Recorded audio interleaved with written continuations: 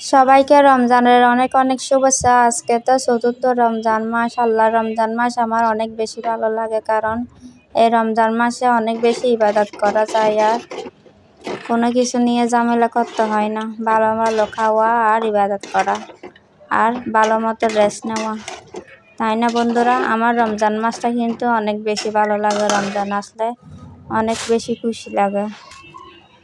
তো আজকে আমি রমজানের কিছু ভিডিও শেয়ার করবো আপনাদের সাথে। অবশ্যই ভালো লাগলে লাইক কমেন্ট শেয়ার করে পাশে থাকবেন। অনেকেই দেখি ইফতারের জন্য সব কিছু বাড়িতেই বানায়। পেঁয়াজু বেগুনে বাড়িতে যতই মজা করে বানাই না কেন, কিন্তু দোকানের মতো স্বাদ পাওয়া যায় না। তাই স্বামী বলে বাড়িতে করতে হবে না, আমি দোকান থেকে কিনে আনবো। প্রতিদিনের দোকান থেকে কিনে আনলে আমি মাত্র ছোলাটা একটু ভাজি আর শরবতটা করি। এইটুকুই কাজ আমার রমজানের। তারপরে সেহরির জন্য রান্না বান্না করা। তো শরবত কীরকম করে খান জানি না, আমি কিন্তু ট্রেন আর লেবু দুইটাই মিক্স করে খাই একসাথে। ফ্লেভারটা অনেক বেশি ভালো আসে, ট্রেন ফ্লেভারও আসে, তারপর লেবুর ফ্লেভারও আসে। তো আমি ভুল করে এখানে রোজা রেখে ট্রেনের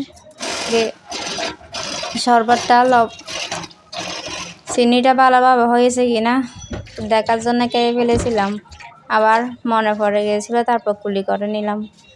তো এখন ফাইনালি আমি সেহরির জন্য সব কিছু কুটে নেব। এখানে কাঁচামরিচ, টমেটো, গাজর, শসা, তারপর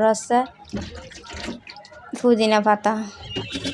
প্রথমে আমি আগে গাজরটা কাটারের সাহায্যে কুচি কুচি করে এভাবে মিক্স করে নেব। তারপরে মরিচটাও কুচি কুচি করে কেটে নেব। সবগুলো আমি কেটে এভাবে থালিতে সাজিয়ে নেব।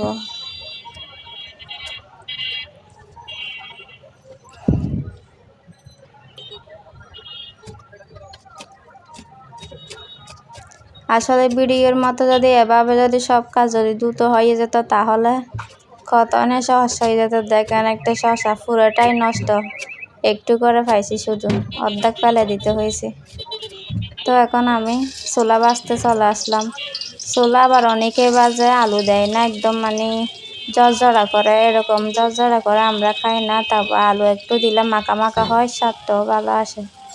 তো আমি এখানে তেল দিয়ে, পেঁয়াজ রসুন দিয়ে, টমেটো দিয়ে, মরিচ দিয়ে তারপরে ভালোভাবে তেলের মধ্যে কষিয়ে নিয়েছি। এখন দিয়ে দেব পরিমাণ মতো জিরা গুঁড়া, ধনিয়া গুঁড়া, হলুদ গুঁড়া দিয়ে ভালোভাবে এখন আলুগুলো আমি এখানে ভালোভাবে মিক্স করে নিয়েছিলাম।